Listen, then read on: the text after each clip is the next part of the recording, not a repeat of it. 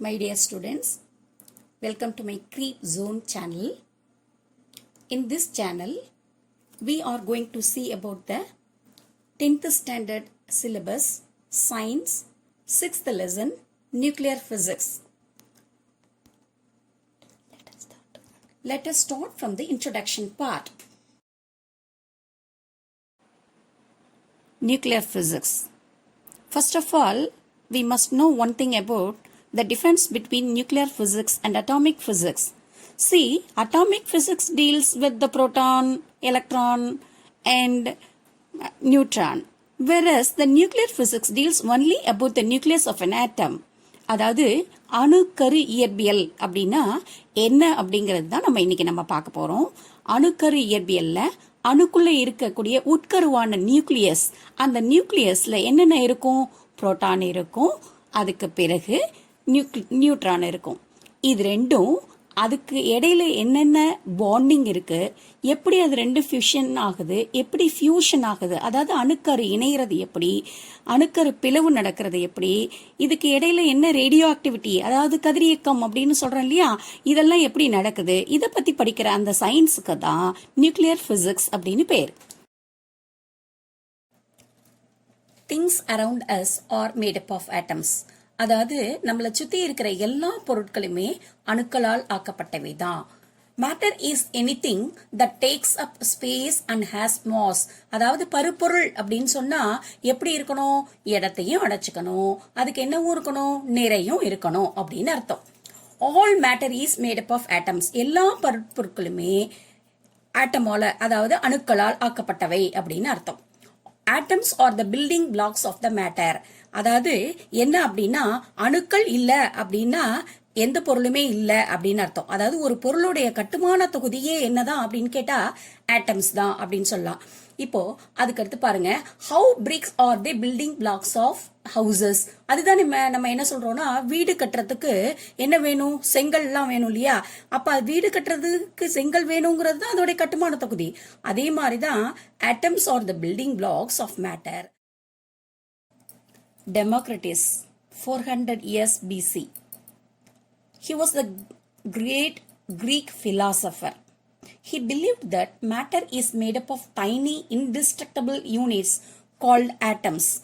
அதாவது டெமோக்ரட்டிஸ் என்ன சொன்னாரு அப்படின்னு சொன்னா, நம்ம ஆல்ரெடி படிச்சிருக்கோம் எல்லா பொருட்களும் அணுக்களால் ஆக்கப்பட்டவை தான் அப்படின்னு.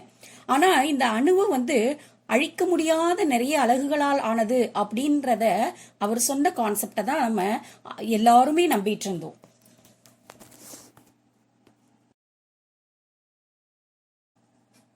John Dalton.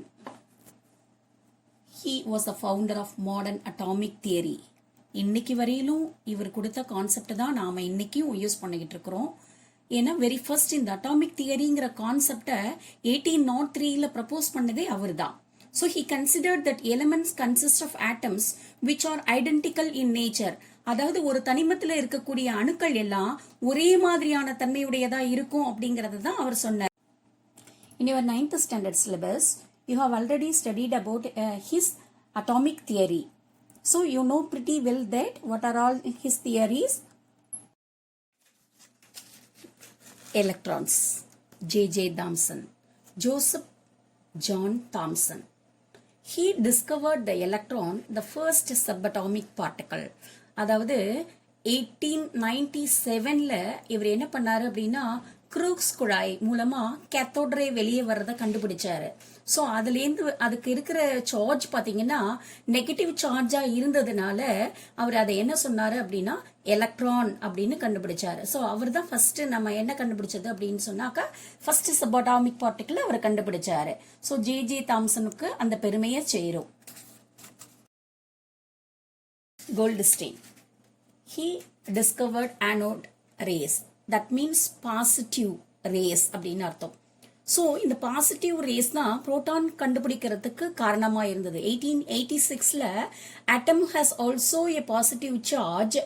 He used the perforated cathode ray and detected the positive rays. அதாவது cathode ray யூஸ் பண்ணி ஆனோட வெளியே வர வச்சு அந்த ஆனோடுக்கு வந்து பாசிட்டிவ் ரேஸ் இருக்கு, அதாவது அதுல இருக்கிறது நேர்மின் சுமையுடைய கதிர்கள் இருக்கு, உள்ள இருக்கு, நியூக்ளியஸ்குள்ள இருக்கு அப்படிங்கறத ஃபைண்ட் அவுட் பண்ணது யாருன்னா கோல்ட்ஸ்டீன் தான்.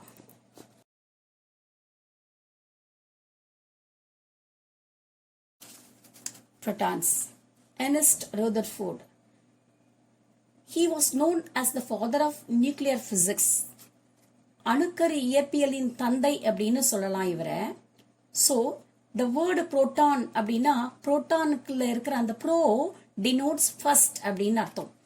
Why he named that first? Already நம்ம நீங்க தான் சொன்னீங்களே எலக்ட்ரான் வந்து ஃபர்ஸ்ட் சப்அட்டாமிக் பார்ட்டிகல்னு சொல்லியாச்சே அப்படின்னு நீங்க ஒரு கொஸ்டின் கேட்கலாம். whereas he find out the proton from the hydrogen nucleus in the year 1920. அதனாலதான் ஒரே ஒரு புரோட்டான் இருக்கிற ஹைட்ரஜன் நியூக்ளியஸ்க்கு என்ன பேருன்னா புரோட்டியம் அப்படின்னு பேரு. ஸோ அதுலேருந்து தான் இவர் வந்து என்ன கண்டுபிடிச்சாருன்னா புரோட்டான் இருக்கு அப்படிங்கிறத வெளியில கோல்ட்ஸ்டீன் ஃபர்ஸ்ட் கண்டுபிடிச்சிருந்தாலும் கூட அதை வெளியில இன்ட்ரடியூஸ் பண்ணி வெளி உலகத்துக்கு அறிமுகப்படுத்தின பெருமை இந்த எர்னஸ்ட் ரூதர்ஃபோர்டுக்கு தான் கிடைக்கும். அதனாலதான் இவரை ஃபாதர் ஆஃப் நியூக்ளியர் பிசிக்ஸ்னு சொல்றோம். Neutrons. This neutron was discovered by James Chadwick in the year 1932.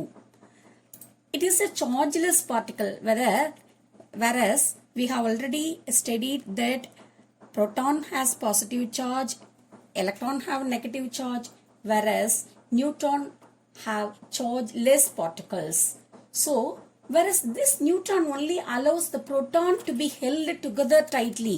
இந்த நியூட்ரான் இல்லைன்னா இந்த புரோட்டானால அந்த நியூக்ளியஸ்குள்ள டைட்டா பாண்டிங்ல இருக்க முடியாது. ஸோ அதை கொடுக்கிற தன்மை எதுக்கு உண்டு அப்படின்னா நியூட்ரானுக்கு மட்டும்தான் உண்டு. அந்த பாண்டிங் இருக்கிறதுக்கு காரணமே நியூட்ரான் தான். சார்ஜ்லெஸ் பார்ட்டிகளா இருந்தாலும் கூட இல்லைன்னா என்ன ஆகும், அந்த பாண்டிங் இல்லை அப்படின்னா வெளிக்கூட்டில் ஆல்ரெடி எலக்ட்ரான்ஸ் ரிவால்வ் ஆயிட்டு இருக்கு இல்லையா, அதுவும் இதுவும் பம்பார்ட்மெண்ட் ஆயிடும். ஸோ அதனால இதை டைட்டா க்ளோஸ் பண்ணி வச்சுக்கிற சக்தி எதுக்கு இருக்கு அப்படின்னா நியூட்ரானுக்கு இருக்கு. அந்த புரோட்டானை ஹோல்டு பண்ற சக்தி நியூட்ரானுக்கு இருக்கு.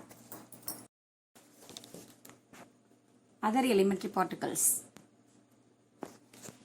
You have already studied the basic elementary particles. அதாவது நீங்க ஏற்கனவே பேசிக் பார்ட்டிகல்ஸ் புரோட்டான், நியூட்ரான், எலக்ட்ரான் இதெல்லாம் பத்தி படிச்சிருப்பீங்க. அது எல்லாமே இன்னும் கொஞ்சம் எலிமெண்டரி பார்ட்டிகல்ஸும் இருக்கு. அதெல்லாம் என்ன அப்படின்னா ஃபோட்டான்ஸ். இது அன்சார்ஜ்டு எலிமெண்டரி பார்ட்டிகல்ஸ், அதாவது இதுக்கு சார்ஜே கிடையாது இதுக்கு.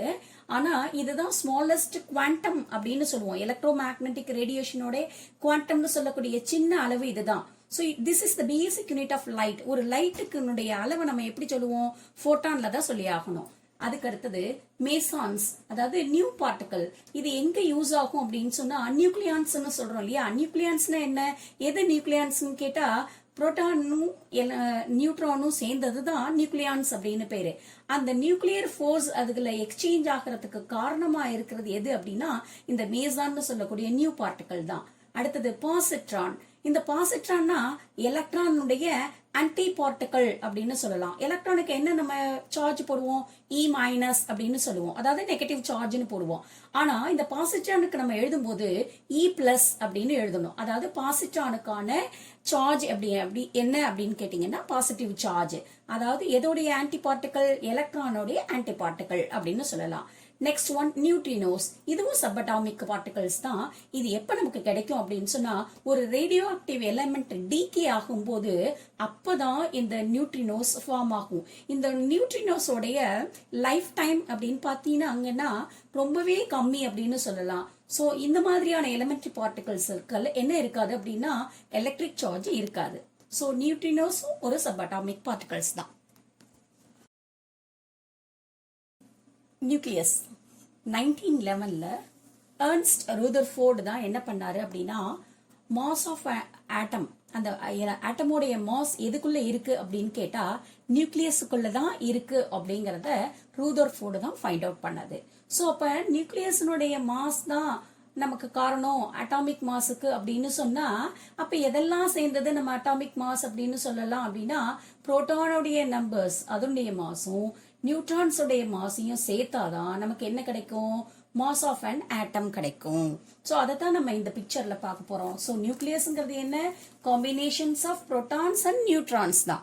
ஸோ அப்ப அட்டாமிக் மாஸ்ங்கிறதும் எதைத்தான் சொல்லலாம் அப்படின்னா புரோட்டான்ஸுடைய நம்பர்ஸ், அதாவது அதனுடைய மாசும் நியூட்ரான்ஸினுடைய மாசும் சேர்ந்தது தான் அட்டாமிக்கோடைய மாஸ் அப்படின்னு சொல்லலாம். அதனாலதான் ஏர்னஸ்ட் ரூதர்ஃபோர்டு சொல்லும் போது என்ன சொன்னார்னா mass of an atom is concentrated in its central part அப்படின்னு சொன்னார்.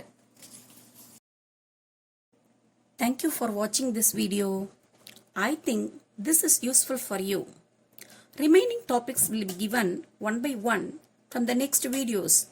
Don't forget to subscribe my channel. Once again, thank you so much, students.